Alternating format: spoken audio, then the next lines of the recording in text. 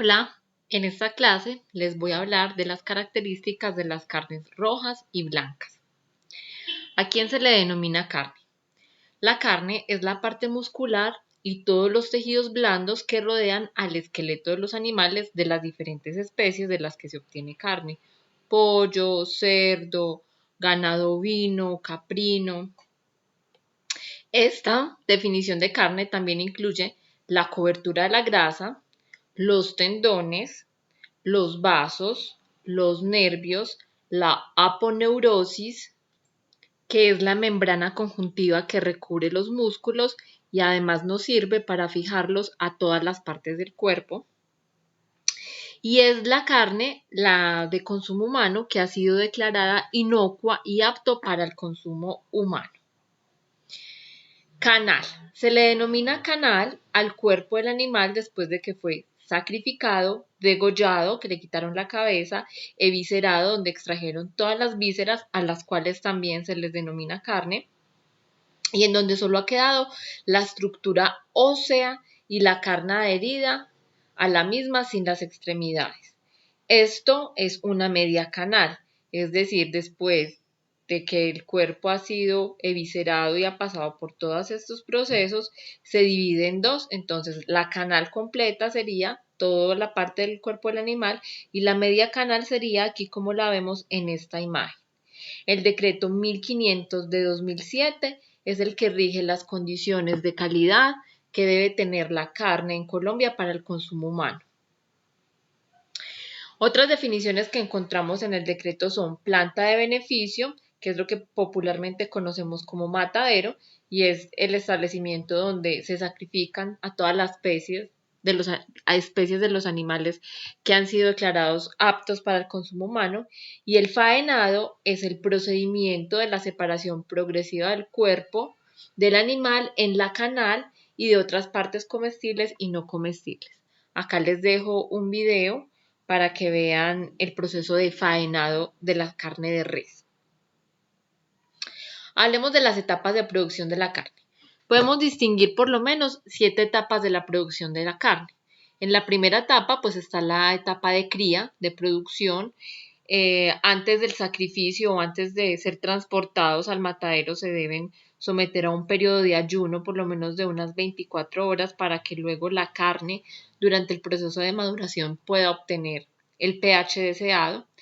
En la segunda etapa sería el transporte, en donde se debe cuidar mucho, evitar el estrés del animal o los golpes entre ellos o peleas, ya que esto genera que la carne adquiera unos colores que no son muy agradables y se pueda poner dura y no llegue al pH que se requiere, ya que el pH en la producción de la carne es muy importante.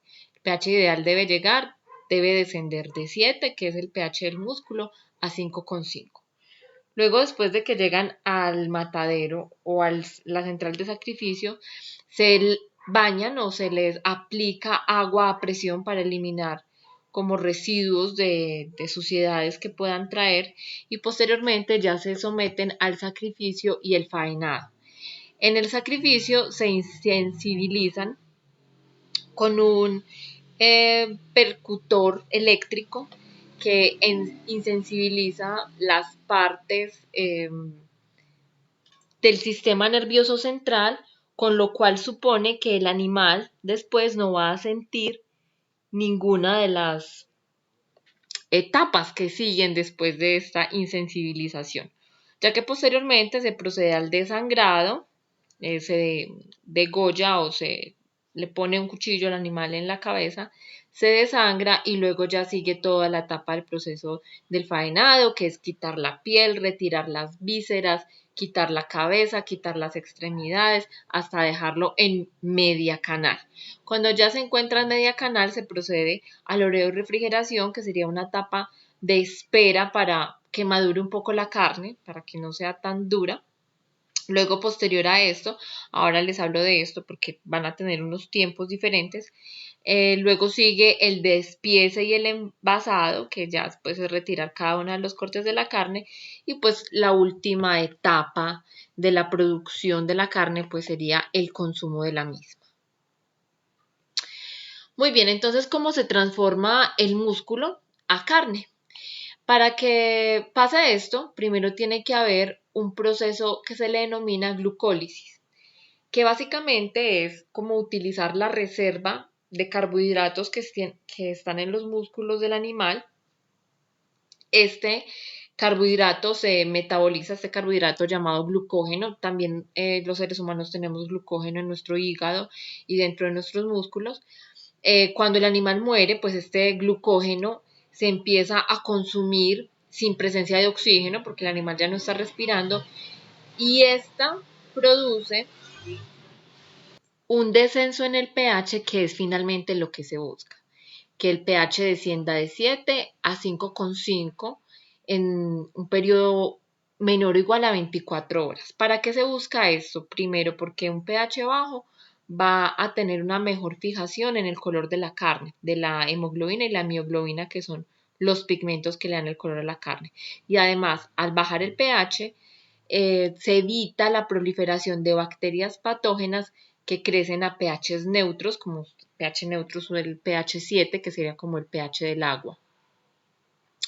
Muy bien, después de que se desciende el pH gracias al proceso de la glucólisis, del consumo del glucógeno sin presencia de oxígeno, se llega a una posterior etapa que se denomina el rigor mortis. ¿Qué pasa en esta etapa? Después del sacrificio, los músculos se siguen contrayendo y relajando mientras tengan glucógeno. Una vez se consume el glucógeno, el músculo queda en estado de contracción ya que no tiene la energía que le entregaba este glucógeno que fue consumido. Cuando queda en un proceso de contracción, los músculos quedan muy duros. A esto se le denomina rigor mortis. También este rigor mortis no solamente pasa en ganados vacunos, ovinos, porcinos, sino que también nos pasa a los humanos. Este proceso de rigor mortis, es decir, esperar a que pase todo esto, va a tener un tiempo adecuado de 10 a 24 horas. La posterior etapa sería la maduración de la carne. En la maduración de la carne ya se da el acondicionamiento de la misma. Aquí se nos vuelve la carne más tierna, gracias a la acción enzimática de las enzimas que están propiamente dentro de la carne, nos ayudan a romper fibras musculares. Esta acción enzimática hace entonces que la carne quede más suave, a lo que se le denomina también tenderización. Este procedimiento de maduración, además de mejorar la textura de la carne, también mejora el aroma. Este proceso de maduración se debe hacer bajo situaciones controladas o bajo condiciones controladas. Lo ideal es que se haga en un almacenamiento al vacío, es decir, sin presencia del oxígeno y a unas temperaturas estándar de unos 4 grados centígrados. Los animales más jóvenes requieren un proceso de maduración un poco más corto, de unos 4 a 5 días, y los animales adultos, que yacen de 8 meses en adelante, por lo menos para el ganado bovino, se comprende más o menos dentro de un periodo de 21 días. Aquí tenemos diferentes tiempos de maduración. El ganado vacuno está entre 1 y 2 semanas, cuando mínimo, es decir, mínimo debe pasar 1 o 2 semanas en ese proceso de esperar a que se tenderice la carne gracias a la acción enzimática. El ovino, que son las ovejas, de unos 6 a 10 días, el porcino de unos 3 a 6 días y las aves son las que tienen el menor tiempo de maduración, que comprende de 1 a 2 días. Muy bien, hablemos de la estructura del músculo de donde vamos a obtener la carne. Entonces, el músculo está unido está unido al hueso a través de un sistema que se le denomina, pues un sistema proteico que se denomina tendón. El músculo, dentro del músculo podemos encontrar como un tipo de fibras que se denominan fibras musculares, que serían las grandes que vemos aquí. Aquí el dibujo me la sacó aquí para verla. Dentro de esa fibra muscular hay unas fibras más pequeñitas que se denominan miofibrillas. Y a todo el conjunto de fibras musculares se le denomina fascículo o haz de fibras. Lo que encontramos alrededor, azulito o rojo, ya serían los vasos sanguíneos. Esa es la estructura de un músculo de un animal o del músculo de un humano también. Ahora, ¿cómo es la estructura del corte de la carne? Hablemos de un corte de carne de res o de cerdo, también podría ser el mismo. Entonces, un corte de carne, como vemos aquí en el dibujo, se compone de tejido graso, de tejido magro y de hueso. Ese sería el corte del músculo. Entonces, dentro del tejido graso tenemos a la grasa intramuscular, que sería como el veteado de la carne, a lo que le denominamos también marmoleo. Tenemos a la grasa externa, que es la grasa que está debajo de la piel. Luego tenemos la composición del hueso, el tejido muscular, las arterias, los vasos y la piel. En el tejido magro podemos distinguir dos partes. Unas van a ser las fibras musculares, que sería básicamente lo rojito, lo que nos comemos, ¿sí? Estas fibras musculares, como les mencioné anteriormente, están compuestas por las miofibrillas. Me voy a devolver. Fibra muscular compuesta por miofibrillas, que serían estas de aquí, y estas miofibrillas a su vez están compuestas de dos proteínas importantísimas para la contracción muscular que se denominan o que se llaman actina y miosina. Muy bien, el tejido conectivo, que sería esta parte de aquí, o lo que llamamos tendones, a ver, conectivo, ¿por qué? Porque conecta músculo con hueso. Esos tendones están formados principalmente de dos proteínas, una que se llama elastina y otra que se llama colágeno. Hay mayor proporción de colágeno que de elastina, pero ambas están conformando el tejido conectivo. Muy bien. Ahora, ¿qué factores determinan la calidad de la carne? Básicamente hablamos del pH. El pH determina mucho la fijación del color, el crecimiento de bacterias patógenas, etc. Y el color. El color de las carnes, cuando son muy rojas, dependen del contenido de mioglobina, que básicamente es el 95% del total de los pigmentos. El otro pigmento sería la hemoglobina. Estas proteínas son séricas, vienen de la sangre del animal. Cuanto más roja es la carne, mayor contenido de pigmentos hay, es decir, mayor contenido de mioglobina. Esta mioglobina interacciona con el oxígeno. Al estar en contacto con el oxígeno, se oxida a oximioglobina, lo que me va a dar un color más rojo, un color cereza, que es el color de la carne recién despostada. Si se deja un tiempo más en contacto con el oxígeno, va a haber una acción o una reacción de oxidación y reducción que le va a dar un color más rojo púrpura a la carne. Y por último, una carne que ha estado expuesta durante varias horas en contacto con el oxígeno va a tomar un color rojo pardo debido a que la mioglobina se oxidó hasta metamioglobina. Entonces, un color más rojo, color rojo más vivo, es de una carne más fresca. Muy bien, los diferentes tipos de ganado, a las diferentes edades, se les denomina o se les llama de diferentes maneras. Entonces, ¿quiénes son las terneras? Ganado que está entre 1 y 3 meses de vida. El becerro, aquel que está entre 3 y 8 meses. La res o vaca, ya el animal adulto, está entre los 8 meses y más. El porcino, conocemos a el lechón, que es el bebecito que está entre 0 y 5 semanas, y ya el cerdo adulto empieza a verse a partir de las 5 semanas. En el ganado ovino tenemos a el cordero, que está entre 0 y 1 año, y el carnero borrego, que es el más grande, que es más allá de 1 año. Y luego con el ganado caprino tenemos al cabrito, que está entre 0 y 3 meses, y el chivo, que está en 3 meses y más. Muy bien. Algunas de las razas más comunes para la obtención de la carne para los bovinos son el Angus, el Cebú, el Limousin, el Normando, el Sanmariteño y el Simmental. Los tres primeros son notables porque tienen mucha masa muscular, son bien musculosos. Los segundos tienen las extremidades traseras mucho más largas y tienen un buen rendimiento en canal. ¿Qué quiere decir rendimiento en canal? Quiere decir que no se desagua tan fácilmente después de los procesos de maduración y los procesos de producción a los cuales se someten los diferentes ganados.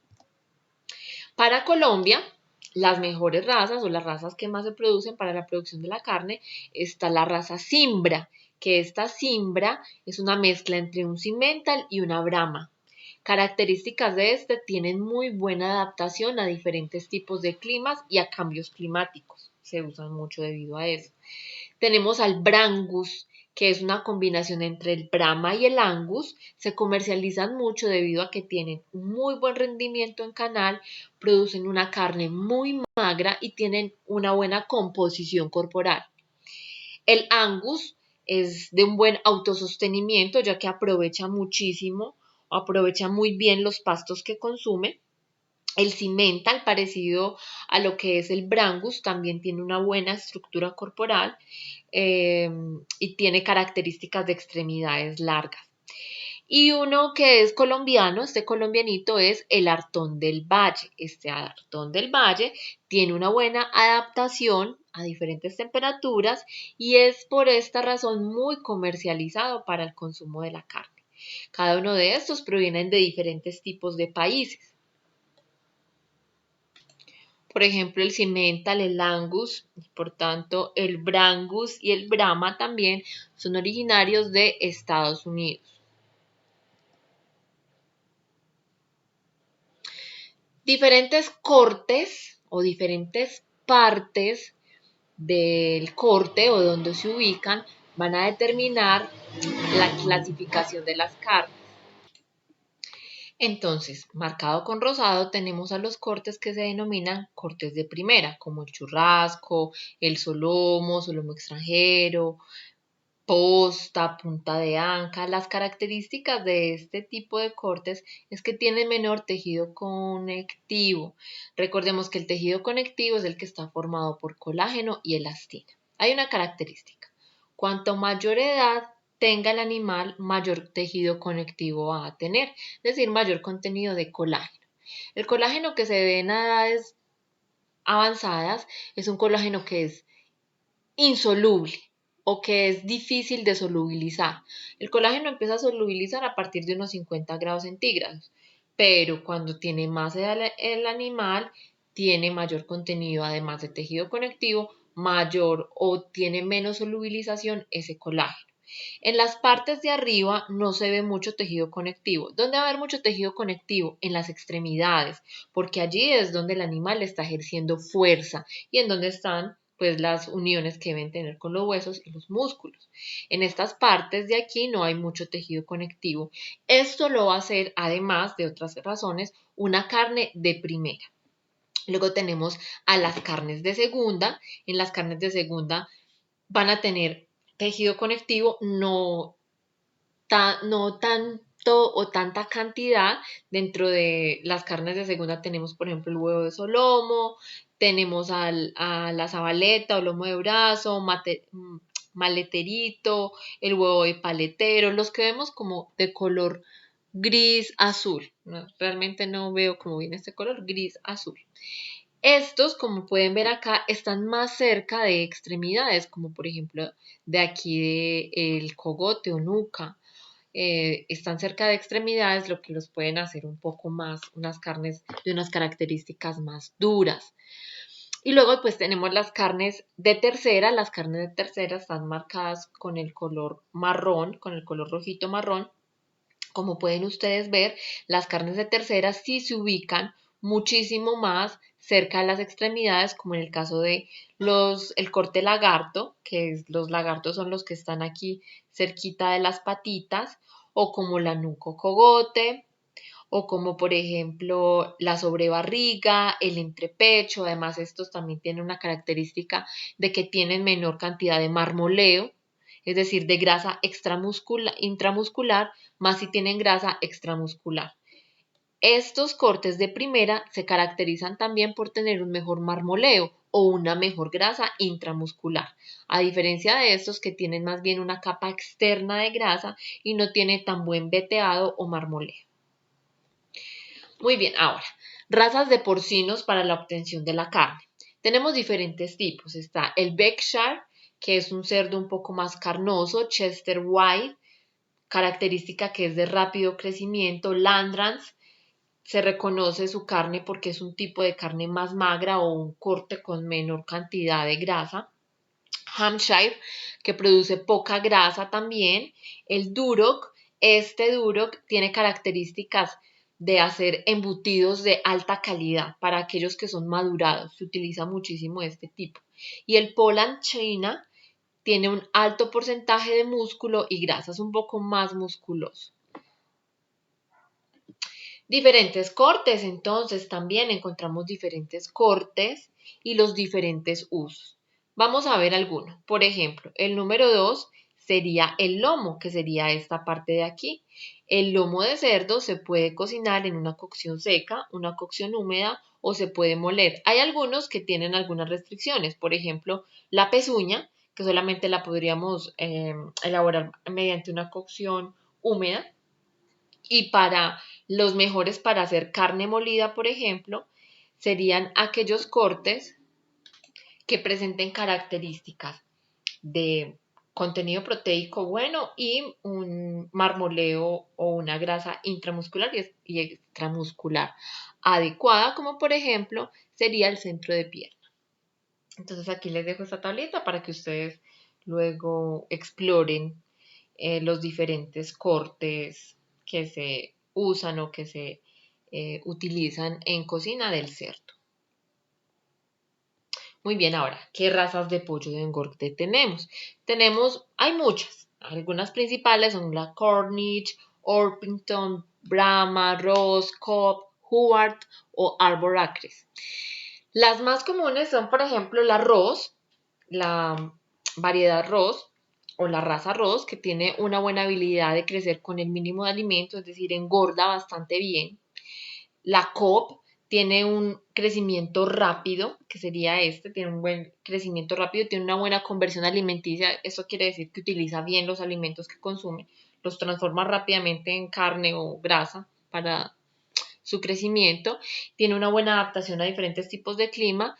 Y el árbol acres, estos se caracterizan porque crecen bastante, ganan peso muy rápidamente, aprovechan muy bien los alimentos y alcanzan el tamaño ideal en un corto tiempo. Este árbol acres se utiliza muchísimo por esa razón, porque es una de las razas que más rendimiento tiene en el crecimiento. También diferentes partes o diferentes tipos que tenemos del pollo. Entonces tenemos la pechuga, el contramuslo, el muslo. De las alitas encontramos la falange, que sería la parte más con menor contenido de carne. La segunda falange, que tiene un poquito más de carne, cuello, ala, cuartos traseros, que es lo que denominamos la parte de atrás de la pierna. En fin, los cuartos delanteros, etcétera. Diferentes tipos. Y también, ¿qué podemos aprovechar en el consumo del pollo? El corazón, el hígado, las mollejas, las patitas, la cola, que es la que denominamos rabadilla, para hacer una buena sopa. Bien, ahora, el pescado. Acuérdense que estamos hablando de todas las carnes. Entonces, en el pescado encontramos diferentes partes. Esta parte es importante que ustedes la conozcan porque luego tenemos que analizar las condiciones de calidad y saber dónde vamos a mirar. Entonces, tenemos a las branquias. Las branquias están por acá bien adentrico. Este opérculo es como ese huesito que está protegiendo ahí esa branquia. Las aletas, hay diferentes tipos de aletas dorsales, las caudales que sirven para nadar, la aleta anal que está en la parte de atrás, la aleta pectoral y las aletas ventrales. Muy bien, y diferentes tipos de pescado. Encontramos los pescados azules y los pescados blancos. Los pescados azules no es que sean azules, se les denomina así porque por lo regular viven en aguas profundas, por lo regular vienen del mar. Este tipo de pescados, su principal característica es que acumulan o tienen una buena acumulación de grasa. Miren, acumulan entre un 8 y un 15% de grasa o referente al pescado blanco que está entre un 1 y un 3%. Ventajas del pescado azul. El pescado azul acumula grasas, sí, pero acumula grasas buenas. ¿Quiénes son los pescados azules? El salmón, las sardinas, la trucha, pez espada, la anguila, ¿sí? Muy bien. y otro tipo de pescados. Esos pescados azules, ¿cómo los podemos distinguir del pescado blanco? Muy fácil, por el borde de las aletas traseras, o lo que denominamos la aleta caudal. La aleta caudal del pescado azul es en forma de flecha y la aleta caudal del pescado blanco tiene un borde más recto y así podemos distinguir un pescado de otro. Muy bien, condiciones de calidad en los que se deben fijar. Mucho ojo y empecemos por los ojos. Los ojos deben ser saltones, brillantes, que parezca que te están mirando, que no tienen ninguna capa oscura encima del ojo. El color de las agallas o de las branquias, que eran las que les mencionaba aquí, ese color debe ser rosado o rojizo. Si es de color café, me indica que ya el pescado está en un estado, digamos, de descomposición. El olor debe sugerir un olor a mar o un olor fresco, entre una variedad de olores que uno puede percibir de un pescado. Pero muy importante, las escamas se deben ver brillantes y deben permanecer adheridas. Es decir, que si tú lo tocas y salen las escamas con mucha facilidad, es un pescado que ya ha tenido un tiempo de exhibición, que ya se ha pasado. Cuando toquen la piel del pescado, su dedo debe permanecer firme, no se debe hundir. Y además es importante que en los pescados enteros estos no contengan vísceras, porque esas vísceras son una de las principales causantes de la contaminación cruzada en los pescados. Muy importante siempre que se compre un pescado que esté bajo condiciones de refrigeración, que permanezca la cadena de frío. Ahora, hablemos del valor nutritivo. Encontramos en las carnes proteínas principalmente, ¿sí? Una carne aporta entre 20 y 25% de proteína. Encontramos tres tipos de proteínas. Las intracelulares, que son la actina y la miosina, que les mencionaba que están dentro de las miofibrillas, de las fibras. Estas, como les mencioné, son las responsables de la contracción muscular. Las extracelulares, que son el colágeno y la elastina, que están formándome tejido conectivo, también encontramos en algunas partes de la carne. Estas son las responsables de la dureza o la terneza de la carne. Cuanto mayor contenido de colágeno y elastina haya, más dura va a ser la carne. Y las sarcoplasmáticas, que son las que le dan el color a la carne, que son la mioglobina y la hemoglobina. Principalmente la mioglobina. Lo que les digo, cuanto al aumentar la edad del animal, aumenta la cantidad de tejido conjuntivo o conectivo. Eso aplica mayor dureza en la carne, por tanto hay más cantidad de colágeno con difícil solubilidad. Ahora, la grasa. El porcentaje de grasa realmente varía de una raza a otra, de un animal a otro y de un corte a otro. Como les digo, tenemos una grasa extramuscular, que es la que está debajo de la piel, y la intramuscular, que es la que forma el veteado, que es lo que denominamos marmoleo. En el contenido de grasa que también tenga un corte, influye muchísimo la edad del animal, cuanta más edad, más cantidad de grasa. El sexo, las hembras tienden a acumular mayor cantidad de grasa, como en las mujeres. La raza, la alimentación que se le haya dado y obviamente pues el corte del que estemos hablando. La grasa es importante en las carnes porque le aportan sabor y terneza. Una carne con buen marmoleo tiene un mejor gusto, como sería un tipo solomo o solomito. Tiene un buen marmoleo y por eso tiene un mejor gusto. Cuanto a las grasas de los pescados, cabe destacar que los pescados azules tienen mayor contenido de ese ácido graso esencial que se llama omega 3. El omega 3 es muy esencial para muchos procesos o muchos procedimientos neuronales, ¿sí? Nos ayuda a tener una mejor memoria, nos ayuda a evitar enfermedades neurodegenerativas como el Alzheimer, como el Parkinson, etc. Y aquí en este cuadrito pues les comparto las carnes de diferentes animales y cuáles serían pues las partes más magras o los cortes que tienen menor contenido de grasa. De ahí para su información. Muy bien. ¿Qué carbohidratos tiene la carne? Realmente tiene un muy bajo porcentaje de carbohidratos, pues el principal carbohidrato es el glucógeno, ese que les conté que pasa por el proceso de glucólisis, que es consumido sin presencia de oxígeno y que por eso desciende el pH de la carne. Ese glucógeno, pues como es consumido durante ese proceso, realmente queda con muy poquito aporte de carbohidratos porque ese sería el principal.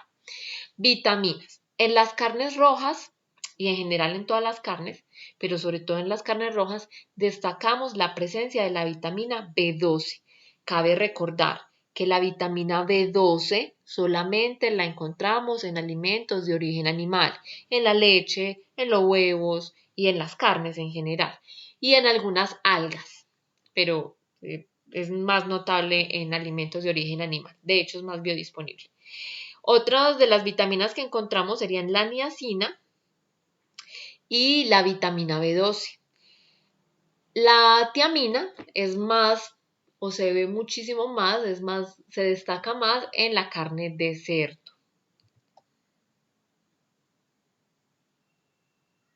Muy bien.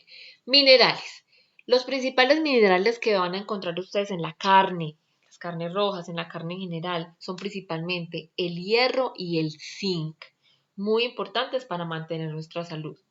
El hierro que encontramos en la carne es un hierro de alta biodisponibilidad. Se le denomina hierro hemo o hierro hémico, ya que viene de la sangre.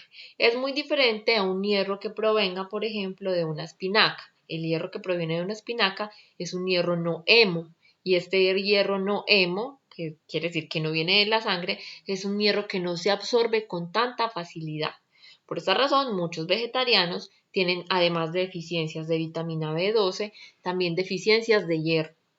El hierro hémico o el hierro hemo, que es el que proviene de la sangre, es también muy importante en el consumo ya que puede aumentar la absorción del hierro presente en otros alimentos. Cabe destacar que para aumentar también la absorción del hierro para personas que tengan problemas anémicos, que se da mucho en las mujeres, en las adolescentes que están teniendo sus primeros periodos, etcétera, cabe destacar que es importante el consumo de vitamina C para que ese hierro se pueda absorber mucho mejor. ¿Qué otros minerales encontramos en las carnes? Cobre, magnesio, selenio, fósforo, cromo, níquel, etc. Muy bien, aquí encontramos la composición química de diferentes carnes. Cabe destacar que en la carne de cabra hay un alto contenido de grasa, de hecho es la que más grasa tiene. Miren qué diferente pues al cerdo, que uno pensaría que es el cerdo quien tiene la grasa mayormente, pues es la cabra. El resto del contenido de proteínas, agua y minerales se hace muy similar. La diferencia más grande la encontraríamos en el contenido de grasa. Muy bien, ahora, ¿qué efectos sufren las diferentes carnes cuando las sometemos a cocción? Cuando se pone una carne, la que sea, entre 40 y 60 grados centígrados, las proteínas empiezan a desnaturalizar, reducen su solubilidad y se empiezan a coagular, que es lo que vemos aparentemente como que se empiezan a endurecer. Y también a estas temperaturas, la mioglobina, que es ese pigmento que le da el color rojo, por ejemplo, empieza a sufrir un cambio de color, empieza a pasar de rojo a café. De 50 a 70 grados centígrados, el colágeno se ablanda y se puede solubilizar. Y ahí es donde nos resultaría en un corte de carne, por ejemplo, un corte como los lagartos de la carne de res, y la ponemos en una sopa o en un sancocho, vemos como el caldo empieza a volverse como más gelatinoso. Esto es debido a la solubilización del colágeno que tiene ese corte, por ejemplo. Cuando se somete la carne a una temperatura mayor a 80 grados centígrados, se empieza a volver una carne seca, ya que disminuye la retención de agua y empiezan a cambiar las propiedades organolépticas, empiezan a haber una producción de compuestos sulfurados, hay una sobrecoagulación de la carne, entonces va a quedar una carne más dura, con un sabor diferente a que si se pone en un término menor. Y hablando de términos, pues tenemos los términos de la carne, los términos de cocción. Entonces, realmente se conocen como 5 términos, pero hay uno más que podemos distinguir que sería como el término sellado o el término que también denominan blue. La temperatura puede ser en el centro, se toma en el centro de corte y es determinante pues para los diferentes términos de cocción, pero también depende mucho del grosor de la carne y de que ustedes vayan viendo el cambio de color. El cambio de color realmente es el que ustedes van a, con ojo, con el ojímetro, es que realmente ustedes empiezan a ver los términos de la carne. Entonces, el color blue, perdón, el término blue en el centro, está sellada por fuera, pero sigue cruda por dentro. Se lleva a una temperatura máxima de unos 49 grados centígrados. El término rojo inglés o rare en inglés, que sería crudo, es un corte que tiene mayormente el centro es rojo, pero tiene los bordes más gruesos, más cafecitos, como el que vemos aquí. Este es el dibujo y este es el real. El medio crudo es el que tiene el centro rojo, mayormente rosa, y alrededor ya se está poniendo cafecito como lo vemos aquí. El término medio ya no es rojo, sino que se ve un poquito más color rosita y alrededor sigue siendo café. El término medio o 3/4, este término el color es mayormente café y tiene el centro rosa. Y el término bien cocido se desaparece todo el color rosa y queda solamente color café. Entonces, por los colores, además de por las temperaturas, también se pueden guiar para el término de la cocción de la carne. Porque como les dije, a veces un corte grueso no va a alcanzar la misma temperatura al mismo término que un corte que sea más delgado. Finalmente, hablemos de las enfermedades transmitidas por alimentos, enfocándonos en qué enfermedades transmiten las carnes para que tengan sumo cuidado con ello. En cerdos que no han sido bien criados, y no me refiero a que no los han regañado lo suficiente, sino que no tienen las condiciones higiénico-sanitarias de crianza, se pueden ver afectados por un parásito que se llama Trichinella spiralis. Esa Trichinella spiralis la obtienen, por ejemplo, de heces de roedores que viven, el parásito vive dentro de ellos, el cerdo se lo come, luego ese parásito se incrusta en el músculo del cerdo, luego se lo va a comer el ser humano, en el ser humano ese parásito se va a alojar en forma de lombrices dentro del intestino delgado y pues allí ya va a causar la enfermedad de transmisión alimentaria. ¿Qué síntomas tiene la triquinosis? Tiene síntomas como náuseas, diarreas, vómito, fiebres muy altas, dolor abdominal, dolores de cabeza fuertes, hinchazón en los ojos, esto es uno de los síntomas más característicos, dolor en las coyunturas y músculos, debilidad, escozor en la piel, y esto puede tener un periodo de incubación de 2 a 8 semanas. ¿Qué significa esto? Que yo me comí la carne contaminada, pero si no, hasta dentro de 2 meses voy a empezar a tener los síntomas. ¿Cómo la vamos a prevenir? ¿Cómo se previene? Para la carne de cerdo, cocinar bien las carnes del cerdo. Miren, ninguna carne de cerdo lleva ningún término. La carne de cerdo se debe llevar mínimo a una temperatura de 60 grados centígrados para eliminar la trichinela. ¿Qué es la trichinela? ¿Quién es? El parásito, para eliminar la trichinela.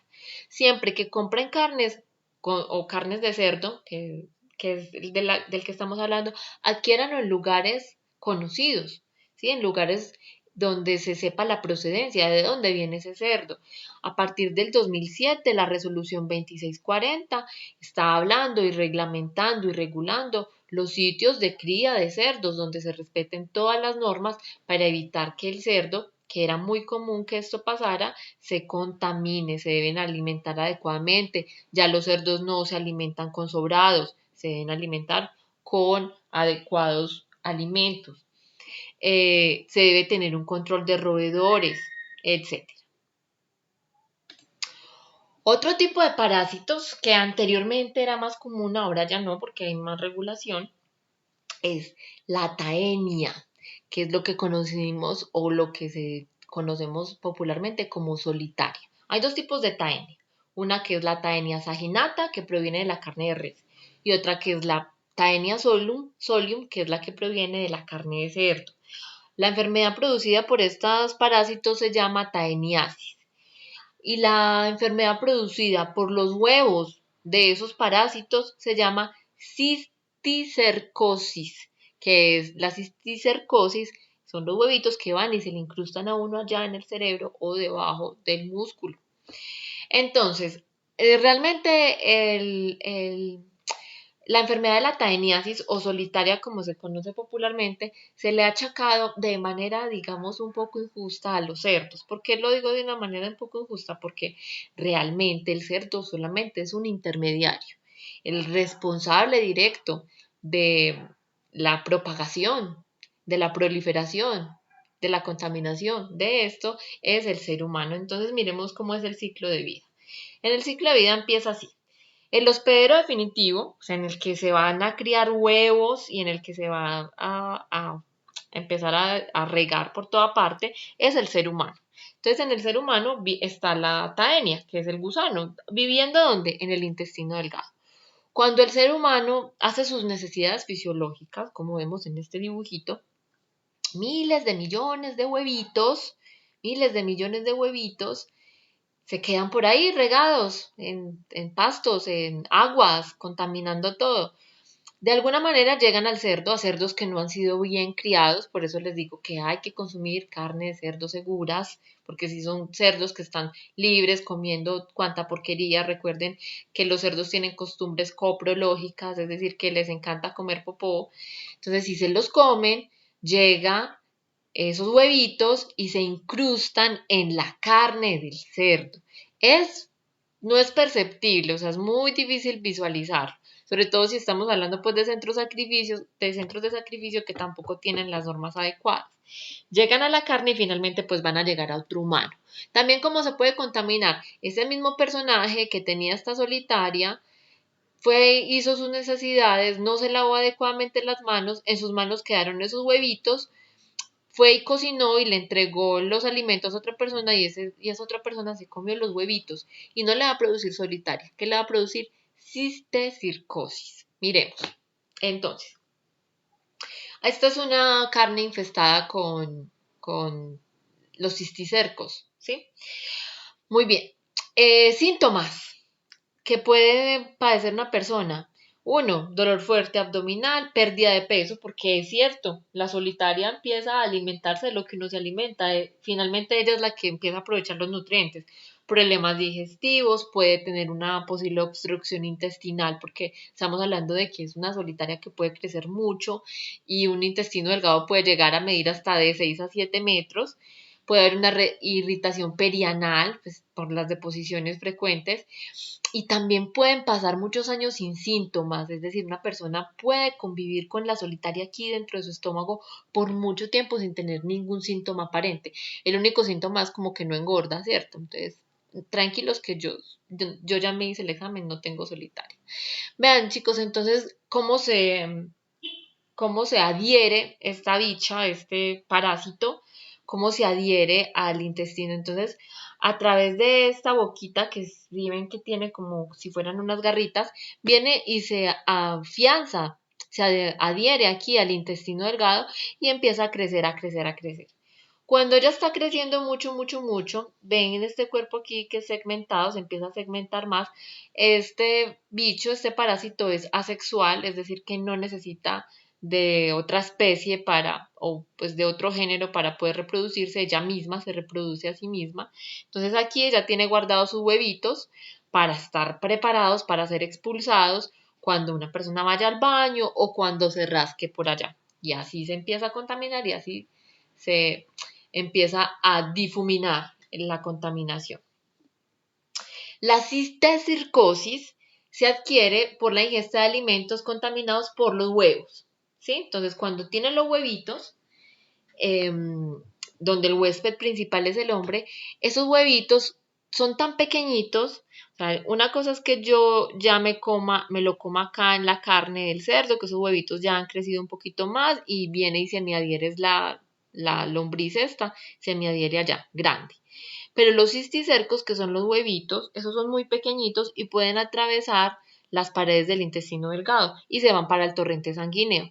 Y cuando se van para el torrente sanguíneo se pueden incrustar en el cerebro, que se le denomina neurocistecircosis, o se pueden incrustar debajo de la piel, debajo de los ojos, como unas protuberancias que se examinan. Esa neurocistecircosis puede producir síntomas como ataques epilépticos, dolores de cabeza muy fuertes, mareos. Los síntomas pueden durar años sin ningún tratamiento médico, pueden llegar hasta causar la muerte. No existe realmente un tratamiento efectivo que pueda eliminar ese huevito del cerebro.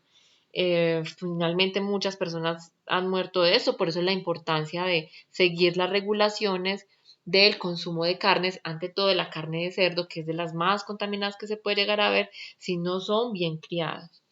¿Cómo podemos prevenirlas? Nunca consuman agua que no sea potable, ojo con los ríos. Siempre consuma carnes a temperaturas seguras, especialmente la de cerdo, no menor de 60 grados centígrados. Siempre lave y desinfecte bien las frutas y las verduras. Lávese las manos con agua y con jabón cuando cocine los alimentos. Compre las carnes en sitios donde cumplan todas las normas sanitarias y tenga mucho cuidado con aquellos lugares públicos porque esto uno no sabe dónde lo puede contraer. Y finalmente, una reflexión. Nuestra mayor debilidad radica en renunciar. No renuncien, porque la forma más segura de tener éxito es siempre intentarlo una vez más. Siempre intentarlo una vez más. Así como lo están haciendo ustedes, que ya estamos por finalizar nuestro submódulo y todos han estado aquí firmes al pie del cañón, aunque no haya sido lo que ustedes se imaginaban en un principio cuando se inscribieron. Bueno, muy bien, espero que esta información les sea de utilidad. Lean, estudien, complementen la información que les damos los docentes con videos, lecturas. En el módulo hay varias lecturas para que complementen. Feliz día para todos. Adiós.